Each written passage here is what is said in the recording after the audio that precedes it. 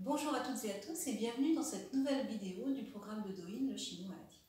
Aujourd'hui, je vais vous parler de l'allergie saisonnière qui refait son apparition en cette période de printemps avec le fameux rhume des foins ou rhinite allergique et ses manifestations si désagréables telles que le nez qui coule, les yeux qui pleurent ou les éternuements répétitifs.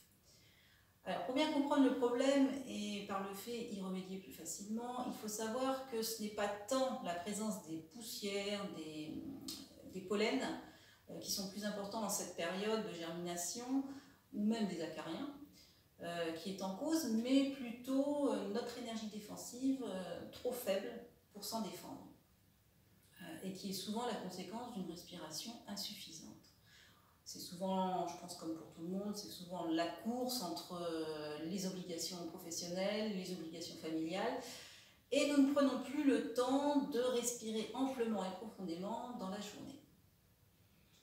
Mais ce sont les poumons qui dirigent le qi, l'énergie dans notre corps, ainsi que la respiration, et qui participent à la production de l'énergie défensive. Donc si l'énergie des poumons est trop faible, l'énergie défensive du corps s'en trouve amoindrie, et le vent froid qui pénètre par le nez peut atteindre plus facilement les poumons et provoquer alors la stagnation des liquides qui vont obstruer le nez et provoquer la rhinite et les éternuements.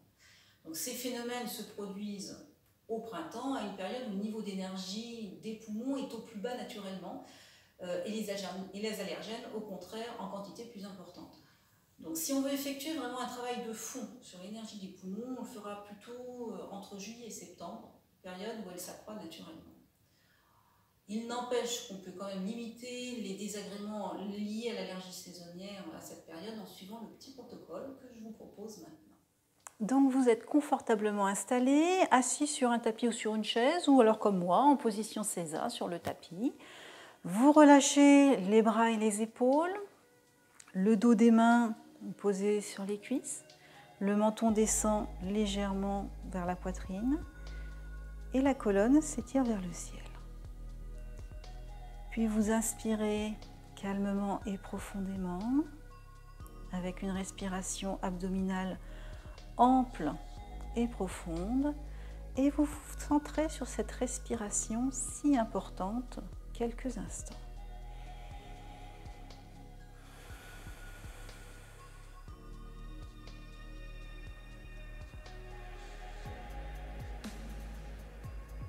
Puis vous allez frotter vos paumes de main l'une contre l'autre en les faisant glisser pour réchauffer vos mains, pour amener l'énergie dans vos mains.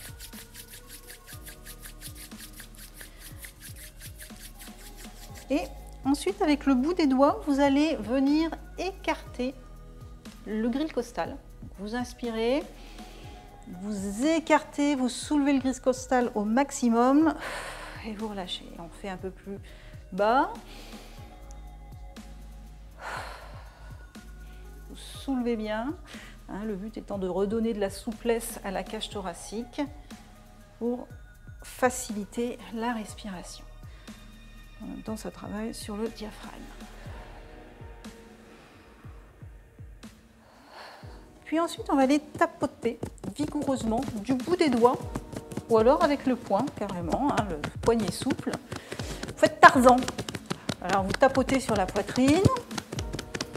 Il faut que vous sentiez que ça vibre, que ça résonne.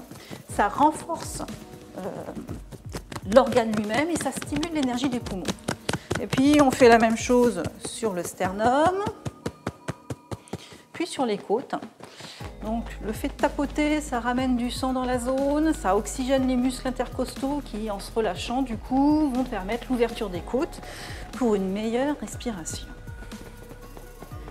Puis vous allez expirer longuement. Donc vous inspirez, vous soufflez et vous allez masser la poitrine avec le plat de la main en descendant, et vous allez faire ça 3 fois.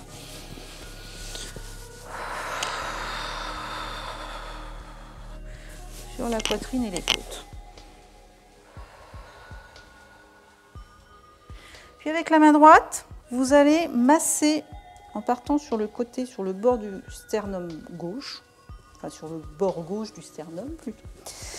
Et vous allez essayer de masser chaque espace intercostal en contournant le sein. Vous allez tourner autour du sein en essayant de ressentir les côtes, les espaces intercostaux. Essayez de glisser le bout des doigts. Inspirez bien, soufflez bien. Alors vous pouvez même vous aider en mettant la deuxième main sur les doigts pour bien masser en profondeur avec des pressions rotatives. Et puis on va essayer de faire la même chose.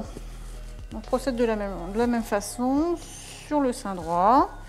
Donc on commence sur le bord du sternum droit avec la main gauche et on va suivre les côtes. On insiste bien.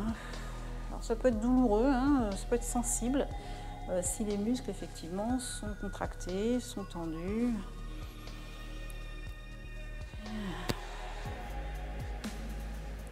Et enfin on va aller empoigner à hauteur de l'aisselle la masse musculaire du pectoral.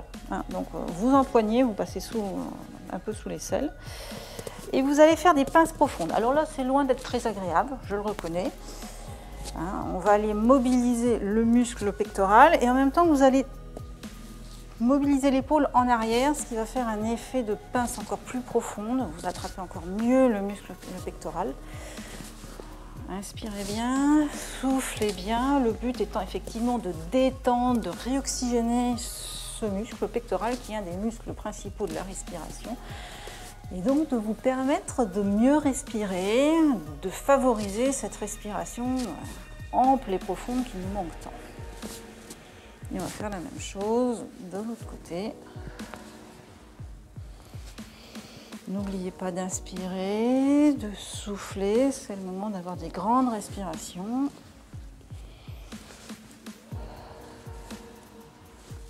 Voilà. Et puis on va terminer par quelques points à stimuler. Alors, on a vaisseau conception, oui, VC17, qui se trouve à hauteur du mamelon du sein, juste au centre du sternum.